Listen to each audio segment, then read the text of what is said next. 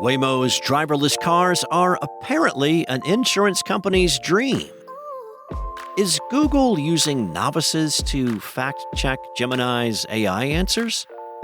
And Apple is giving up on plans to turn the iPhone into a subscription.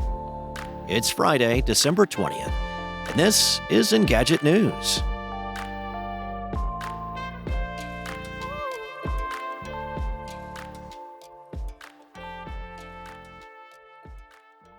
Waymo's fleet of driverless vehicles are operating in more cities, and a study indicates that may reduce crashes on roadways. The study, a non-paid partnership between Waymo itself and reinsurer Swiss Re, indicated Waymo's cars result in fewer insurance claims than those operated by people. Swiss Re analyzed liability claims from collisions covering 25.3 million miles driven by Waymo's autonomous cars. The study also compared Waymo's liability claims to human driver baselines based on data from over 500,000 claims and over 200 billion driving miles.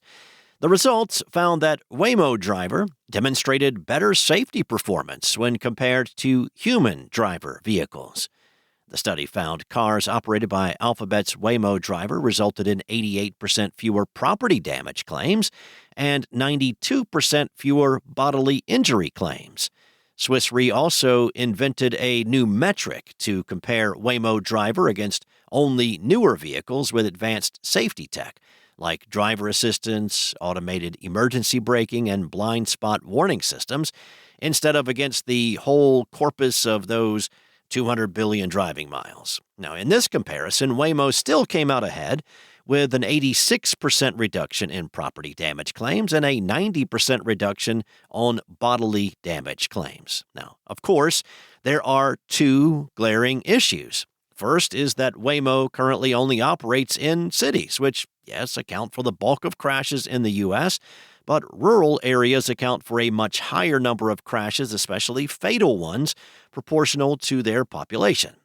Second, Waymo simply has not been around that long. It's very hard to get an accurate measure of the system when its real-world testing period has been so relatively short. The numbers may look good for Waymo driver in studies, but they aren't perfect by any stretch. Waymo issued its second recall over the summer when one of its robotaxis hit a street-level telephone pole at 8 miles per hour in Phoenix. The National Highway Traffic Safety Administration launched an investigation into Waymo and found 24 incidents that involved crashes or traffic violations. There's no arguing that AI still has quite a few unreliable moments, but one would hope that at least its evaluations would be accurate. However, last week, Google allegedly instructed contract workers evaluating Gemini not to skip any prompts, regardless of their expertise. That was according to a report by TechCrunch based on internal guidance it viewed. Google shared a preview of Gemini 2.0 earlier this month, and the company reportedly instructed Global Logic, an outsourcing firm whose contractors evaluate AI-generated output, not to have reviewers skip prompts outside of their expertise. Previously, contractors could choose to skip any prompt that fell far out of their expertise, such as asking a doctor about laws. The guidelines had stated, if you do not have critical expertise, coding, math, to rate this prompt, please skip this task. Now, contractors have allegedly been instructed you should not skip prompts that require specialized domain knowledge, and that they should rate the parts of the prompt you understand while adding a note that it's not an area they have knowledge in. Apparently, the only times contractors can now skip are if a big chunk of the information is missing, or if it has harmful content, which requires specific consent forms for evaluation. One contractor aptly responded to the changes, stating, "I thought the point of skipping was to increase accuracy by giving it to someone better." Shortly after this article was first published, Google provided Engadget with the following statement. Raters perform a wide range of tasks across many different Google products and platforms. They provide valuable feedback on more than just the content of the answers, but also on the style, format, and other factors.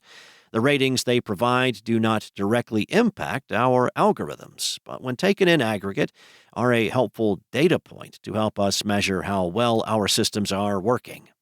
A Google spokesperson also noted that the new language should not necessarily lead to changes to Gemini's accuracy, because they're asking raters to specifically rate the parts of the prompts that they understand.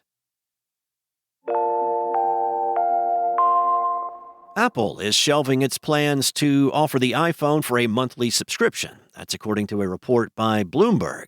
The company was first said to be exploring a hardware subscription in 2022, but like the company's buy now, pay later product, Apple Pay Later, it seems like it ultimately proved too problematic. The hardware subscription was rumored to work in a similar way to existing options like the iPhone upgrade program or Apple Card monthly installments, where you pay off a new phone or other Apple device with monthly payments, and in some cases get the option to upgrade to a new device without changing your subscription fee.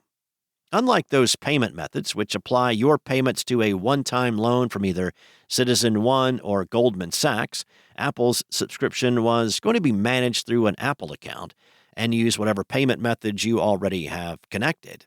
Apple's expectation was that if it fronted the cost for an iPhone directly, people would upgrade more often and increase the company's recurring revenue.